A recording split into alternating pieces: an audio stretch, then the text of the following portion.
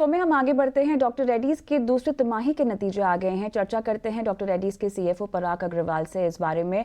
पराग जी, स्वागत है आपका। मार्जिन्स की बात करते हैं। सिक्वेंशली थोड़ी सी कमी आती हुई यहाँ पर दिखाई दे रही है। पीएलआई एडजस्टमेंट के बाद रेवेन्यू बेस एडजस्ट करने के बावजूद भी थोड़ी सी कमी आई है। और ये बताएं हमें कि रीजंस और ट्रिगर्स, वजह क्या होंगी इसके पीछे। मार्जिन गाइडेंस में इसी वजह से किसी भी तरह का बदलाव जो संभव है? नहीं, अगर आप हमारा ओवरऑल एबिटा मार्जिन देखें तो वो सीक्वेंशियली इम्प्रूव हुआ है। We have reported EBITDA margins of 31.6% during the quarter, which is actually the highest ever.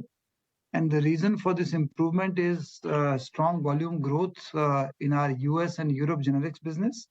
और उसके अलावा थोड़ा सा हमने कमोडिटीज में सॉफ्टनिंग देखी है, फ्रेट रेट्स थोड़े कम हुए हैं, उसका एडवांटेज है। और प्राइस इरोजन के ट्रेंड्स भी स्टेबल हैं। तो इन सब रीजंस की वजह से एक्चुअली हमारा मार्जिन जो है वो एक रिकॉर्ड मार्जिन हमने रिपोर्ट किया है इस क्वार्टर में। देखिए, क्वार्टर ऑन क्वार्टर फ्लक्चुएशंस जो है वो बहुत नॉर्मल है, क्योंकि न्यू लॉन्चेस की टाइमिंग फर्क होती है, कमोडिटी के प्राइसिंग के ट्रेंड्स डिफरेंट होते हैं। मैं यही कहना चाहूंगा कि इसी रेंज में हमारे ग्रोस मार्जिन्स रहेंगे, और आई डू एक्सपेक्ट कि वो थोड़ा सा हायर एंड पे रहेंगे।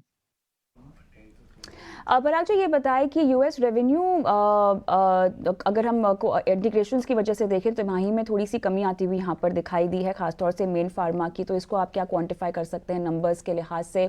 और ग्रेवलाइन का कंट्रीब्यूशन भी किस तरह से आपको आता हुआ दिखाई दे रहा है? क्वार्टर ऑन क्वार्टर बेसिस पे अगर हम तुलना करना चाहें तो आप इसको कैसे नंबर्स में प्रस्तुत करेंगे? देखिए, जैसा आपने कहा है, नंबर्स में रेवलीमेट के शेयर इसलिए नहीं कर सकता क्योंकि हमारा ये जो प्रोडक्ट है वो एक वॉल्यूम लिमिटेड सेटलमेंट हुआ है। उसके अंदर हम लोग कॉन्फिडेंशियलिटी है हमारी, इसलिए मैं स्पेसिफिक नंबर्स नहीं डिस्क्लोज कर सकता। मैं यही कह सकता हूँ कि वो उस अच्छे हाई वैल्यू लॉन्च है, और ये क्वार्टर भी हमारी अच्छी सेल रही है। और हमारा ये मानना है कि अगले कुछ क्वार्टर्स में भी एक मीनिंगफुल प्रोडक्ट रहेगा। जहाँ तक कि मेन पोर्टफोलियो की बात है, उसका इंटीग्रेशन कंप्लीट हो चुका है। और हमने जब ये एक्विजिशन किया था तो जो हमने असम्पशंस लिए थे, हम उसी के अनुसार चल रहे हैं, उसके ट्रैक पर। पराग जी, ये बताएं कि अगर हम यूएस की ओर से देखें तो सीजनली ये जो तिमाही होती है ये बेटर होती है, लेकिन उसके बावजूद भी रेवेन्यूज में कमी आती हुई देखी गई है सीक्वेंशली।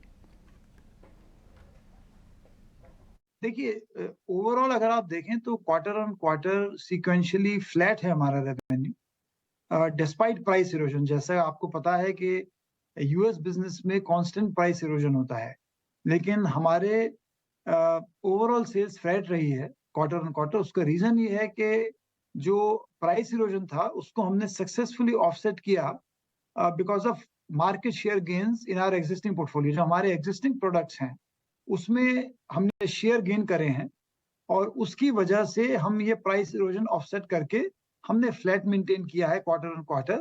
और ईयर ऑन ईयर हमारी 13% डबल डिजिट ग्रोथ रही है। तो ये काफी स्ट्रॉन्ग क्वार्टर रहा है। पराग जी, बहुत बहुत धन्यवाद। समय निकाला, बात की हमारे साथ नतीजों पर और साथ ही आपकी जो योजनाएं हैं आगे की उन पर भी। बहुत बहुत धन्यवाद। कॉर्पोरेट